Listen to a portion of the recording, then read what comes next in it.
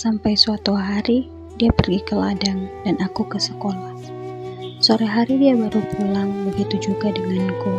Tapi aku lebih dulu 1 jam daripada dia. Ayah ibu datang jam 5 sore. Memang jika ibuku usai menjual gorengan, jika badannya masih bisa bergerak, dia akan ikut ayahku ke ladang dan membantunya. Sore itu tidak ada berita buruk sedikit pun. Ayahku juga sehat pada hari itu. Begitu pula ibuku. Pada malam harinya, aku yang pulang dari rumah temanku yang agak larut. Tepatnya jam 11 malam, aku mendapati ayahku sudah tidur. Tumben banget, kataku. Ayahku belum sholat isya. Lalu dari luar kamar aku dengar ibuku yang baru selesai dari pekerjaannya, membangunkan ayah agar dia laksanakan kewajibannya. Aku juga saat itu masih bangun dan menonton TV, mencari-cari kantuk dengan tiduran di kasur depan ruang keluarga. Usai sholat, ayahku makan. Entah kenapa dia malah makan, bukan langsung beranjak tidur untuk meneruskan istirahatnya.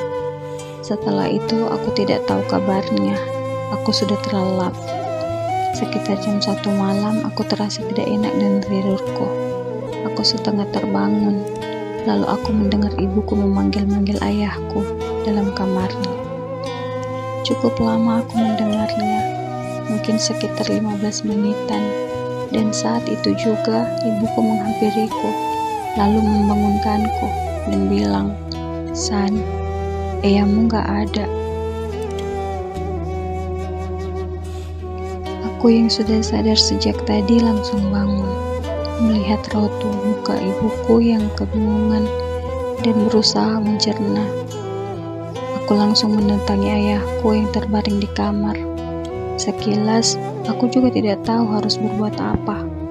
Aku tidak pernah melihat kematian. Aku takut melihat wajah ayahku dengan mata terbuka dan mulut menganga. Aku pegang kakinya, dingin sekali. Aku taruh tanganku di dadanya, mencoba merasakan denyutan jantungnya. Tapi tak ada detakan sedikit pun. Ayahku telah meninggal.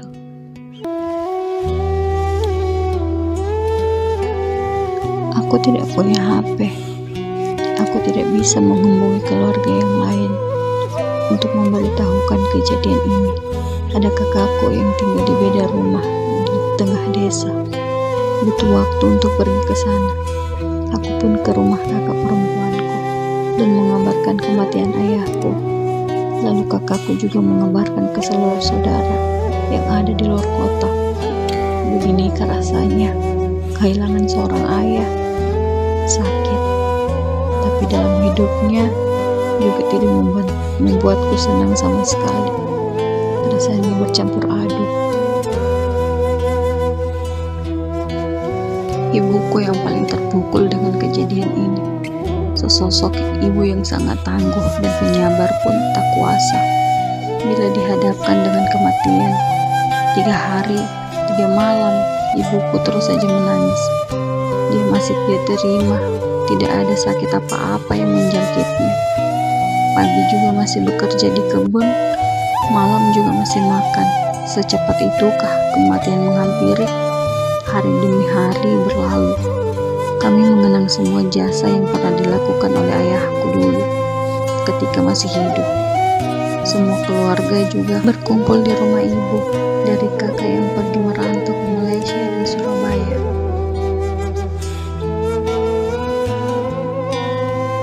Ibuku menceritakan semua di balik apa yang ayahku lakukan. Dia berkata, "Ayahmu sungguh mulia.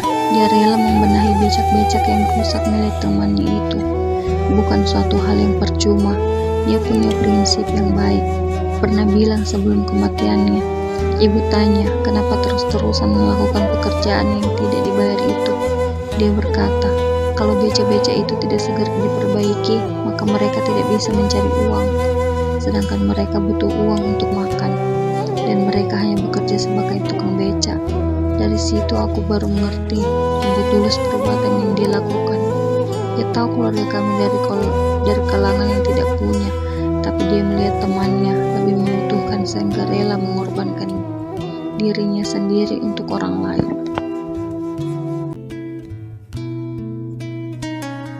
Dia juga tahu kalau pemilik becak-becak itu tidak akan sanggup membayar uang, sehingga tidak diperbaiki di bengkel. Dari sana juga ayahku tak pernah memberikan tarif bagi mereka. Pernah sekali, mungkin saking gak enaknya mereka yang terus-terusan datang dan tak pernah memberi upah. Salah satu dari mereka memberikan upah kepada ayahku sebesar 10.000 perak. Bayangin, sebandingkan 10.000 dengan kerja lembur begadang. Aku kaget bercampur kagum. Semua yang diceritakan ibuku itu nyata. Di balik sosok diamnya ternyata dia sebetulnya begitu baik. Kematiannya juga tidak dipersulit. Dalam jasadnya juga terakhir aku melihat ada keringat dingin yang membasahi wajahnya.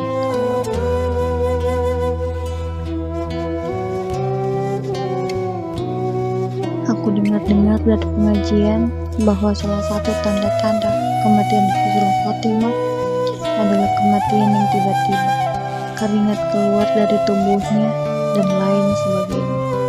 Kuharap ayahku dapat dari salah satunya. Dari peziarah juga cukup banyak, sampai-sampai temanku bertanya, apakah ayahmu seorang tokoh di desa? Tanya, tentu aku jawab tidak. Ayahku orang yang biasa saja, tidak terkenal, dan jarang dikenal oleh orang banyak. Suatu yang dibisikkan ibu ke telingaku, sebuah keikhlasan menghasilkan buah yang tak pernah bisa dirasakan oleh orang lain. Itulah ayahku. Oh ayah, andaikan sedikit saja kita bisa bicara. Aku ingin sekali menanyakan, bagaimana kabarmu hari ini? Apakah sehat-sehat saja? Sudahkah kau makan pagi ini? Tapi waktu kini sudah memisahkan kita. Oh ayah, mungkin jasamu tak akan bisa aku lupakan. Aku hanya bisa mengucapkan terima kasih sudah membesarkanku sampai seperti ini. Aku hanya bisa berterima kasih. Sampai jumpa ayah. Doaku selalu menyertaimu. Aku akan berusaha menjadi anak yang soleh. Aku akan jaga ibu selalu.